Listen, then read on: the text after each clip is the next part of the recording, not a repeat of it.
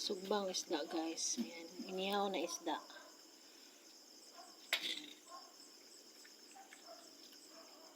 Sarap to, guys. Itong luto talaga. Sabay pa namin yung aming alagang pusa dito.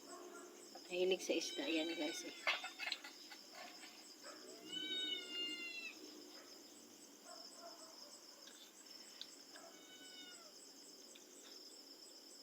Ayan, mga idol, oh.